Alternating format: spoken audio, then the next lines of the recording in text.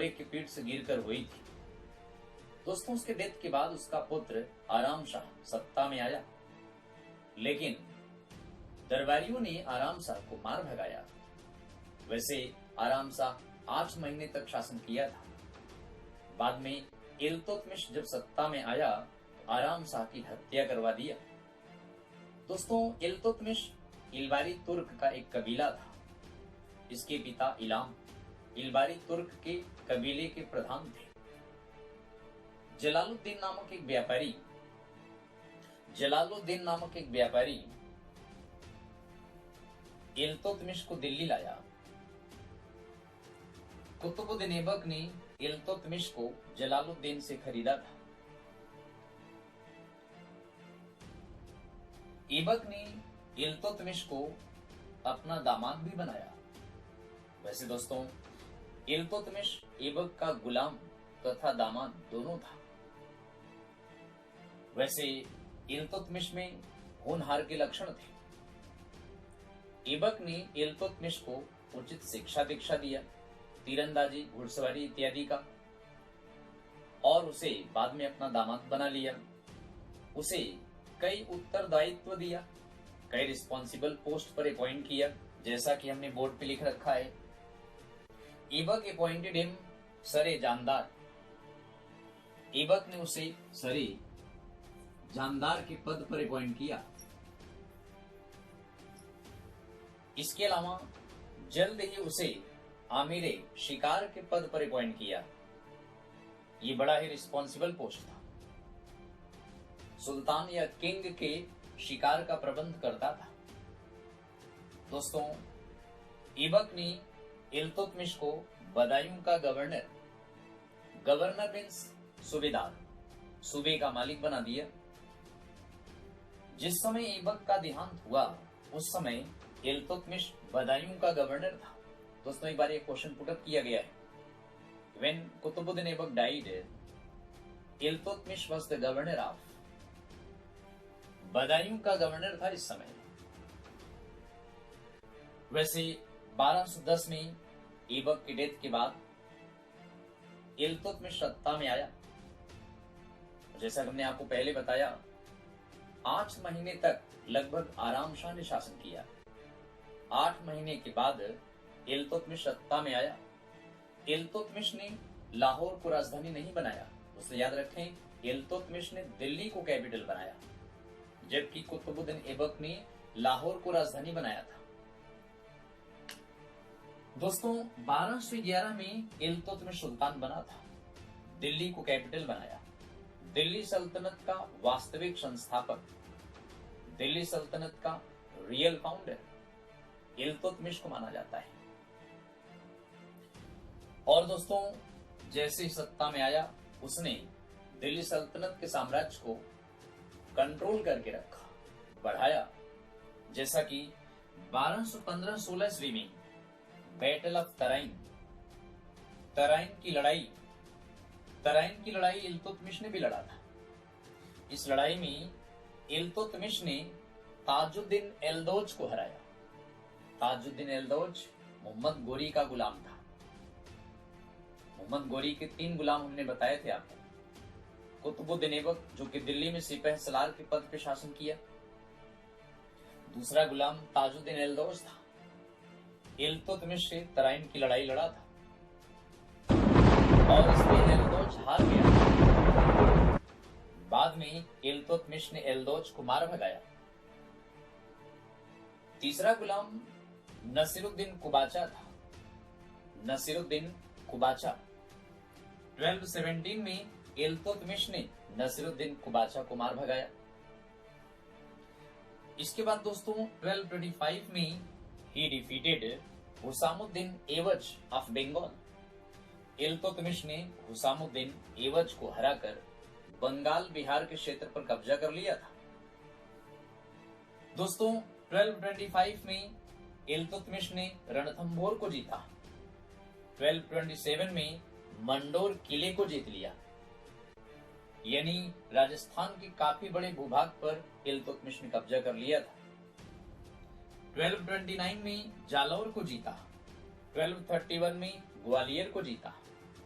और इसके बाद 1234-35 में मालवा, उज्जैन, भिलसा यानी मध्य प्रदेश के काफी बड़े भूभाग पर इल्तुतमिश का कब्जा हो गया था। इस तरह से इल्तुतमिश ने एक विशाल दिल्ली सल्तनत साम्राज्य की स्थापना किया था। दोस्तों, इल्तुतमिश दिल्ली सल्तनत का पहला सुल्तान था जिसे बगदाद के खलीफा अल मुंतसिर बिल्लाह ने मान्यता दिया था। मान्यता पाने के पश्चात सुल्तान इल्तुतमिश ने सुल्तान की पदवी धारण किया। इल्तुतमिश के नाम का खुतबा मस्जिदों में पढ़ा गया। दोस्तों याद रखें, जुम्मे के नमाज के वक्त मुस्लिम सुल्तान के नाम का खुतबा पढ़ते थे। खुतबे में सुल्तान के लंबे उम्र की कामना की जाती थी। इस तरह सुल्तान दिल्ली सल्तनत में इल्तुतमिश बना, उसके नाम का खुतबा पढ़ा गया। दोस्तों, बगदाद के खलीफा ने इल्तुतमिश को राज छत्र दंड भेजा।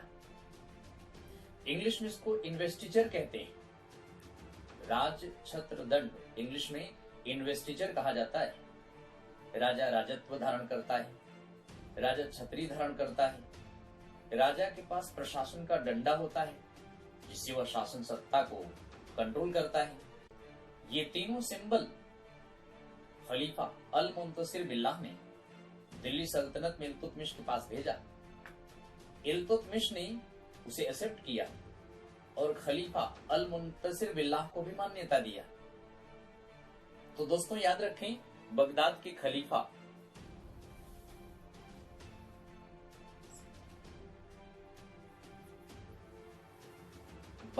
खलीफा अल मुंतसिर बिल्लाह, इसी ने इल्तुतमिश के पास इन्वेस्टिचर भेजा था, यानी राज छत्र दंड इल्तुतमिश को मान्यता दिया था। दोस्तों, इसके अलावा इल्तुतमिश ने अपने नाम के 2 सिक्के चलाए। पहली बार 2 कॉइन्स, अपने नाम के 2 सिक्के चलाए। एक तो टंका, ये चांदी का होता था। याद रखें, यह 175 ग्रेन का था। 175 ग्रेन का होता था। शुद्ध अरबी सिक्के चलाए थे। चांदी का टंका, तांबे का जीतल पहली बार दिल्ली सल्तनत में, इंडिया में किसी मुस्लिम सुल्तान ने चलाया। इससे पहले दोस्तों मोहम्मद गोरी के सिक्के चलते थे और मोहम्मद गोरी के सिक्के अफगानिस्तान के गौड़ से प्रिंट होके आते थे, बन करके आते थे, मिंट होकर आते थे। लेकिन पहली बार मुस्लिम सुल्तान में इल्तुतमिश ऐसा सुल्तान है जिसने अपने नाम के सिक्के इंडिया में चलाए। दोस्तों याद रखें, इन सिक्कों पर सुल्तान ने अपना नाम लिखवाया। इन सिक्कों पर सुल्तान ने अपने नाम लिखवाए। अपने नाम के साथ साथ खलीफा अल मुंतसिर बिल्लाह के नाम भी लिखवाए। लेकिन इससे भी ज्यादा इंपॉर्टेंट पॉइंट है कि इन सिक्कों पर लक्ष्मी देवी के चित्र छपवाए, नंदी बैल के भी चित्र छपवाए। ये सबसे इंपॉर्टेंट पॉइंट है। एक बार ये प्रश्न पूछा गया था कि ऐसा सुल्तान जिसने अपने सिक्कों पर लक्ष्मी गॉडेस, नंदी बुल के चित्र छपवाए। वैसे तो दोस्तों लक्ष्मी देवी का चित्र मोहम्मद गोरी के सिक्कों पर भी प्रिंट किया जाता था, मोहम्मद गोरी के सिक्कों पर भी बनाया जाता था। लेकिन इंडिया में पहली बार इल्तुतमिश ने अपने नाम के साथ खलीफा के नाम लिखवाए, लक्ष्मी देवी, नंदी बैल के चित्र छपवाए। इसका उद्देश्य ये था कि यहाँ पर गैर मुस्लिम्स की संख्या ज्यादा थी। इंडिया में नॉन मुस्लिम्स की जनसंख्या ज्यादा थी। नॉन मुस्लिम्स यानी गैर मुसलमान का समर्थन लेने के लिए इल्तुतमिश ने हिंदू गॉड गॉडेस के चित्र छपवाते थे। तो इस तरह से शुद्ध अरबी सिक्के चलाए। इसके अलावा दोस्तों इल्तुतमिश ने टर्किश चहलगानी नामक 40 तुर्क दरबारियों का एक दल बनाया।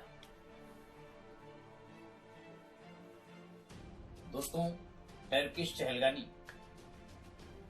या चालीसा, टर्किश चहलगानी या चालीसा यानी ग्रुप ऑफ 40 टर्किश नोबल्स, यानी 40 तुर्क दरबारियों का एक दल। याद रखें, ये वही तुर्क दरबारी हैं जिन्होंने इल्तुतमिश को बदायूं से इनवाइट किया बदायूं से इनवाइट किया कि आओ दिल्ली सल्तनत में सुल्तान बन जाओ। ये उन 40 तुर्क दरबारियों को 40 मंत्री की तरह बनाया। यही 40 तुर्क दरबारी आगे चलकर किंग मेकर्स के रोल में आ गए। इल्तुतमिश ने इसको क्रिएट किया था दोस्तों, आगे इसको बलबन ने समाप्त कर दिया। बताएंगे बलबन इन 40 तुर्क दरबारियों में से एक था। बलबन नहीं चाहता था कि उसके उत्तराधिकारियों के साथ वैसा हो जैसा कि इल्तुतमिश के उत्तराधिकारियों के साथ इन्होंने किया था। रजिया इन्हीं 40 तुर्क दरबारियों के चंगुल में फंस गई। रजिया इन 40 तुर्क बदमाशों के अंडर में आ गई थी। रजिया के सामने इन 40 तुर्क दरबारियों ने काफी समस्या क्रिएट किया था। रजिया की असफलता में इनका प्रमुख रोल था। दोस्तों 40 तुर्क दरबारी को चालीसा भी कहते थे। इसके अलावा इल्तुतमिश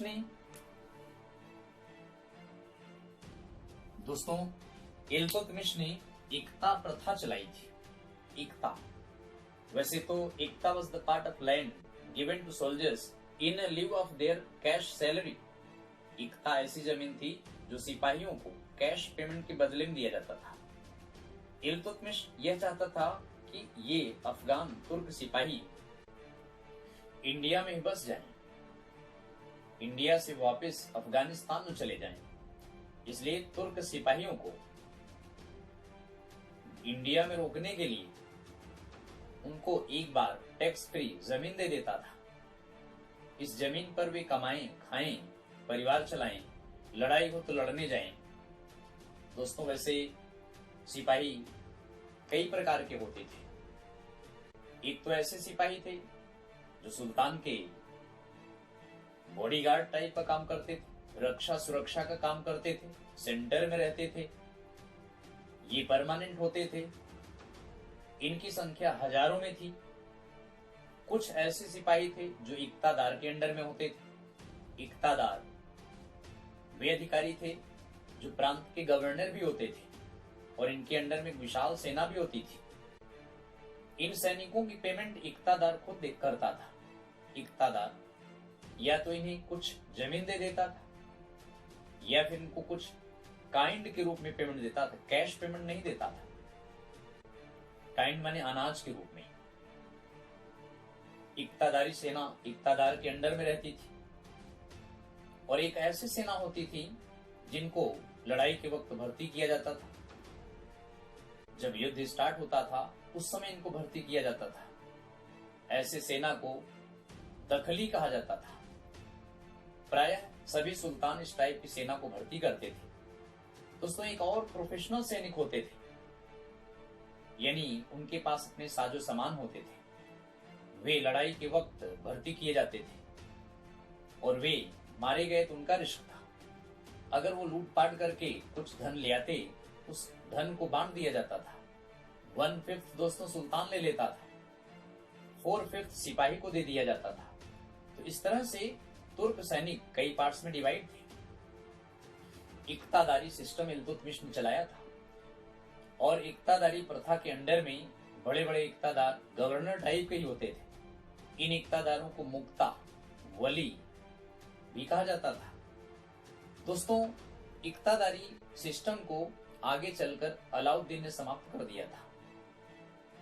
इक्ता प्रथा को अलाउद्दीन ने आगे समाप्त किया था, हम आपको बताएंगे, क्योंकि अलाउद्दीन खिलजी ने इक्ता की जगह कैश पेमेंट दिया और ये जमीन देने वाली प्रथा को समाप्त कर दिया। तो याद रखें, इक्ता वह जमीन है जो सिपाहियों को, कर्मचारियों को, अधिकारियों को, बड़े बड़े अधिकारियों को, गवर्नरों को बड़ी बड़ी जमीनें दी जाती थी, प्रांत दिए जाते थे। कुछ जमीनें 10 बीघे, 5 बीघे इस टाइप से दिए जाते थे। तो ये सिस्टम इल्तुतमिश ने स्टार्ट किया था। दोस्तों इल्तुतमिश के बारे में कहा जाता है वह न्याय प्रेमी शासक था। इल्तुतमिश ने न्याय के लिए अपने दरवाजे पर लगे पत्थर के 2 बैल के गले में घंटी बंधा होता था। कहा जाता है कि इन बैल को बजा करके इल्तुतमिश से न्याय की मांग कर सकते थे। हालां दोस्तों आगे हम आपको बताएंगे जहांगीर ने बेल ऑफ जस्टिस या चेन ऑफ जस्टिस स्टार्ट किया था, लेकिन दिल्ली सल्तनत में इस टाइप की प्रथा इल्तुतमिश ने स्टार्ट किया। उसके महल के दरवाजे पर बने बुल कि गले में घंटी बधी होती थी जिसको बजा करके फरियादी न्याय की मांग कर सकता था। तो इस तरह से इल्तुतमिश एक न्याय प्रेमी शासक था। दोस्तों, इल्तुतमिश ने पहली बार दिल्ली सल्तनत में 4 कानूनी कर लगाए। इल्तुतमिश ने 4 लीगल टैक्सेस लिए, जिसमें हम आपको बताएंगे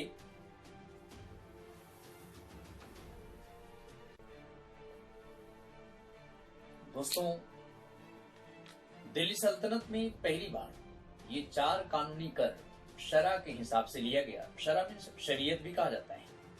दोस्तों, जजिया टैक्स यह एक धार्मिक कर था, गैर मुसलमानों से लिया जाता था। It was a religious tax levied on non Muslims.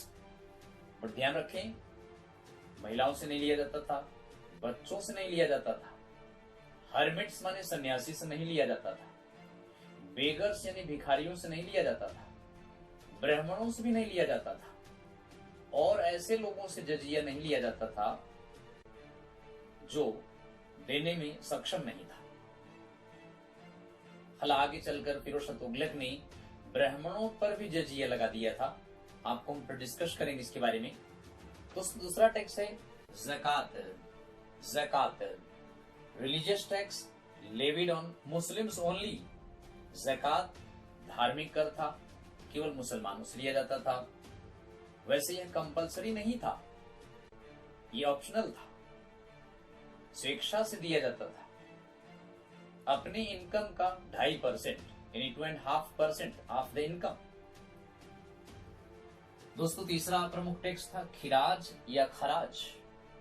Land tax revenue levied on non Muslims. याद रखें, भू राजस्व कर गैर मुसलमानों से लिया जाता था। प्रारंभ में ये 1/3 था। अलाउद्दीन ने 50% लगान ले लिया था, यानी खिराज 50% अलाउद्दीन खिलजी ने लिया। मोहम्मद बिन तुगलक ने 70 to 80% तक ले लिया। याद रखें, मोहम्मद बिन तुगलक 70% तक ले लिया था, जबकि बाकी सब ने 1/3 लिया। अलाउद्दीन ने 1/2 भाग लिया, यानी 50%। मोहम्मद बिन तुगलक ने 70% तक ले लिया था। दोस्तों, खुम्स या खम्स भी पढ़ते हैं इसको। ये वॉर स्पॉइल्स था, यानी लूट का माल था। हमने इसके बारे में बताया था आपको। यह वह वार बूटी है, लूट का माल है, जो सिपाही लूट कर लाते थे, जिसका 1/5 सुल्तान ले लेता था, 4/5 सैनिकों में बांट दिया जाता था। दोस्तों, अलाउद्दीन 4/5 ले लिया, 1/5 सिपाहियों को दिया था। तो ध्यान रखें, इंडिया में पहली बार जजिया टैक्स मोहम्मद बिन कासिम ने लिया था, सिंध के गैर मुसलमानों से। इसके बारे में हम आपको बता चुके हैं, फिर से रिमाइंड करा रहे हैं आपको। लेकिन दिल्ली सल्तनत में पहली बार 4 कानूनी कर शरा के हिसाब से इल्तुतमिश ने लगाए हैं। यही 4 मेन टैक्स हैं। एक बात और बताना चाहेंगे, इल्तुतमिश के समय में उलेमा यानी मुस्लिम विद्वान होते थे। इल्तुतमिश ने उलेमास को कहा कि वे धर्म के मामले में हस्तक्षेप न करें। उलेमास इल्तुतमिश पर दबाव डाल रहे थे कि इल्तुतमिश एक फरमान जारी करे, जिसमें वह नॉन मुस्लिम्स पर यह दबाव डाले कि नॉन मुस्लिम्स या तो इस्लाम कबूल करें या फिर मृत्यु को स्वीकार करें। इल्तुतमिश ने उलेमास को मना किया कि आप धर्म के मामले में हस्तक्षेप न करें। इल्तुतमिश ने उलेमास की बात नहीं मानी। इल्तुतमिश ने यह फरमान जारी किया, या तो इस्लाम कबूल करें या फिर जजिया नामक टैक्स दें। तो इस तरह से उलेमास को धर्म के मामले में हस्तक्षेप करने से इल्तुतमिश ने मना किया, और जबकि अलाउद्दीन खिलजी ने उलेमास को राजनीति के मामले में यानी पॉलिटिक्स के मामले में हस्तक्षेप करने से मना किया था। इसको हम आपको आगे बताएंगे। दोस्तों, इल्तुतमिश के समय में 1221 में 1221 में पहला मंगोल इन्वेडर चंगेज खान इंडिया के भारत के बॉर्डर पर सिंध पर हमला किया था। हालांकि वैसे इंडिया में अटैक नहीं किया, भारत के बॉर्डर तक आ गया था। दरअसल उसने अफगानिस्तान के ख्वारिज़म शाह पर हमला किया। ख्वारिज़म शाह अरब भाग गया। उसका बेटा जलालुद्दीन माकबरनी भाग करके लाहौर चला आया। इल्तुतमिश के यहाँ शरण लिया था, इल्तुतमिश के किंगडम में शरण लिया। जलालुद्दीन माकबरनी को भगाने का संदेश चंगेज खान ने इल्तुतमिश के पास भिजवाया। इल्तुतमिश ने चंगेज खान के आदेश का पालन किया। जलालुद्दीन माकबरनी को अपने दरबार से, अपने साम्राज्य से भगा दिया। इस तरह चंगेज खान वापस लौट गया था। नया नया किंगडम था इल्तुतमिश का। यदि चंगेज खान के आदेश को न मानता तो चंगेज खान इंडिया पर अटैक करके नए नए सल्तनत को नष्ट कर सकता था। तो दोस्तों, चंगेज खान पहला मंगोलियन है। 1221 में भारत की सीमा सिंध तक आ पहुंचा था। और याद रखें, चंगेज खान का एक्चुअल नेम तेमुजिन था। Temujin, TIMUZIN। दोस्तों, 1236 में इल्तुतमिश का देहांत हो गया, लेकिन इल्तुतमिश मरने से पहले अपनी पुत्री इल्तुतमिश ने अपने पुत्री रजिया को उत्तराधिकारी घोषित किया था। लेकिन डेथ के बाद 40 तुर्क दरबारियों ने इल्तुतमिश के आदेश का पालन नहीं किया।